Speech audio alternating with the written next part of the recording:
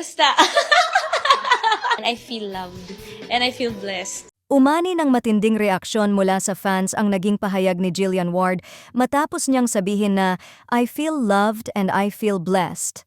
Ayon sa aktres, ramdam na ramdam daw niya ang umaapaw na pagmamahal at mga biyayang patuloy na dumarating sa kanyang buhay mula sa pamilya, kaibigan, trabaho at lalo na mula sa kanyang mga taga-suporta.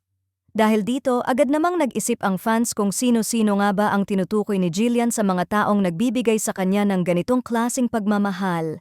Hindi na iwasang mapasama sa usapan ang pangalan ni Eman Bacosa, lalo na't kamakailan lamang ay naging usap-usapan ang kanyang "See you again soon" na pahayag tungkol kay Jillian.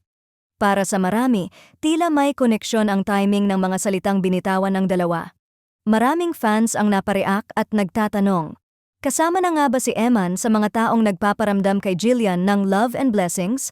Bagamat walang direktang kumpirmasyon mula sa aktres, hindi raw maikakaila na may kakaibang glow at positivity si Jillian nitong mga nakaraang araw, bagay na ikinakabit ng ilan sa posibilidad na masaya ang kanyang personal na buhay. Dagdag pa ng supporters, kung totoo mang may espesyal na ugnayan ng dalawa, mas lalong magiging exciting kung magkasama sila sa isang proyekto. Matagal na raw itong hinihiling ng fans na naniniwalang malakas ang chemistry ni Jillian at Eman kahit wala pang opisyal na tambalan. Para sa kanila, sayang daw kung hanggang off-cam kilig lang at hindi ito mabibigyan ng pagkakataong makita sa screen.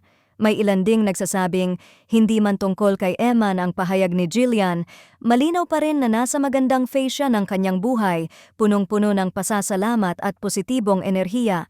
At kung may mga taong patuloy na sumusuporta at nagmamahal sa kanya, natural lamang na maging inspirasyon ito para mas pagbutihin pa niya ang kanyang trabaho.